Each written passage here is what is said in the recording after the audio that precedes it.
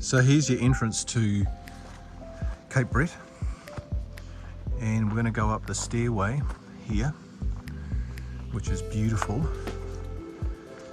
and this is what you're faced with at the top. It's very spectacular, and you see a fence on the right hand side, and if you go to the fence, there's a notice here on Cape Brett walkways, and it says beware of tide and rock hazards. Well, that's an understatement, so let's just go and see what they mean by that. Okay, so here's the path down to the beach, which is pretty treacherous anyway. They're saying you've got to go down here, and if you're an older person, you've got a big heavy pack on, this is not going to be fun, because you've got all kind of things poking out of the ground here, and old sticks and old parts of the beautiful hazards here to get down. Now, I'm being very, very conscious of what I'm stepping onto or what I'm going onto. Anyway, there's some more sticks there that are nice hazards.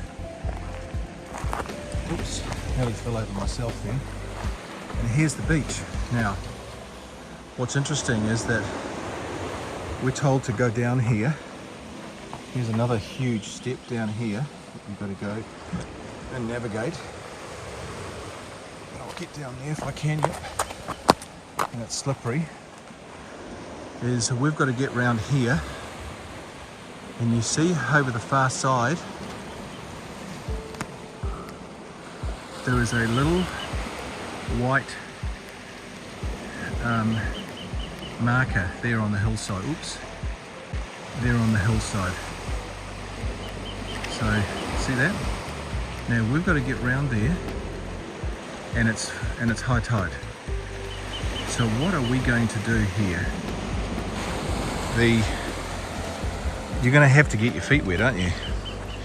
And you're asking trampers to come around here with their boots on and to make it round to the track, which is where that white marker is on the hillside. There it is. Can you see that? There it is. See that? You're being asked to go all around there to that point,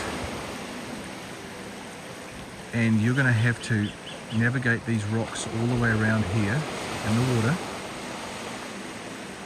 and it is impossible to do that without getting completely saturated with your feet. So we're going to ask trampers to have wet boots pretty much from the waist down to do the tramp. How's that? There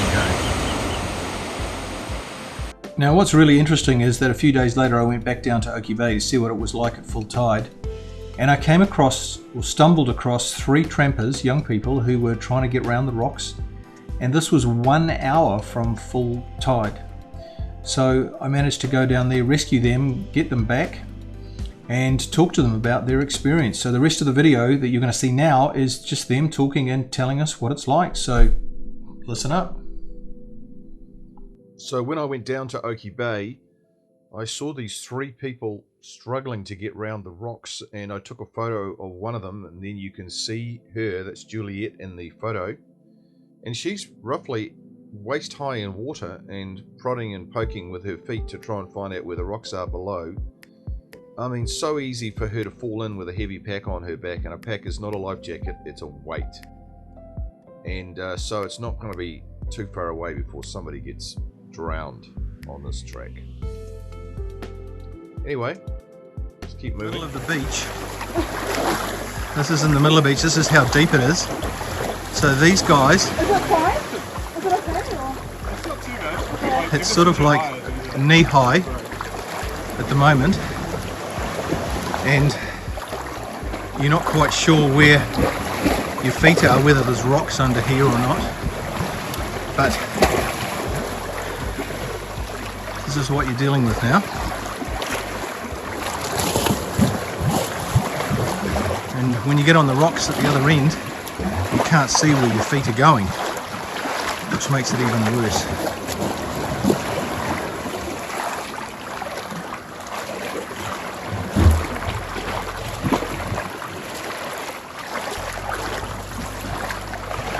Okay, so my lovely friends here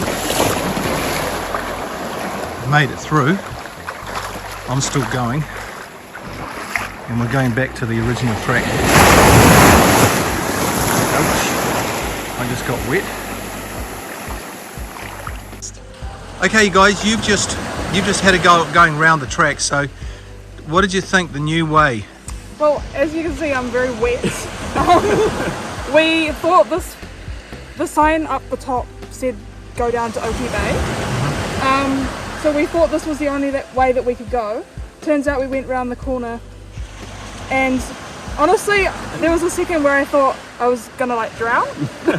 And then this lovely man has called us back, who owns the property up there, and has told us that is in fact not the right way, which is very odd because I watched a video on Doc a month ago about the right way, and it didn't have a beach on it. So there's zero direction. Okay, good. Yeah, we're relatively experienced, and that was pretty gnarly. So not the best, really. Yeah. Yeah. Okay, so we'll get you back on safe ground. I just think it's dangerous for the inexperienced, and there's no warning on the dock website to not do it at high tide. Right. Okay, well, where are you guys all from? Taranaki originally. Originally from Taranaki, so we have a lot of experience like hiking in the wilderness on, you know, like not Falls tracks, but this was very dangerous.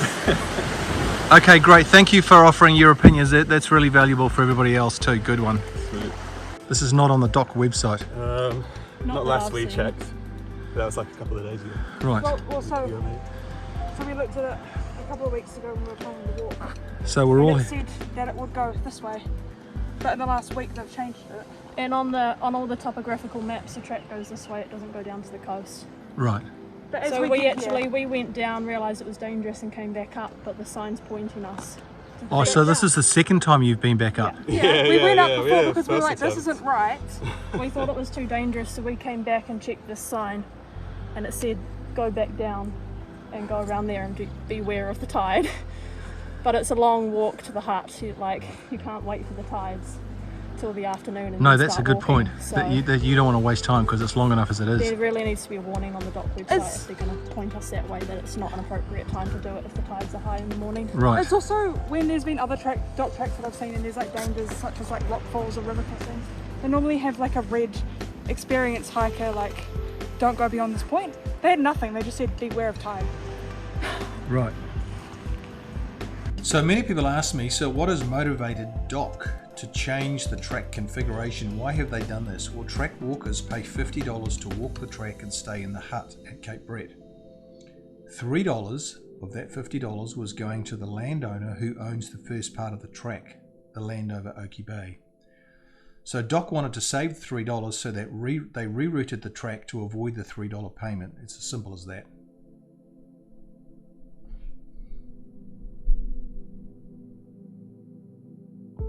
It's up, so now when you come to walk the Cape Brett track, you have two choices. If the tide is low, take the Oakey Bay route. If the tides are not right, take the original route, which is danger-free and hassle-free. Just park and start walking. It's as simple as that.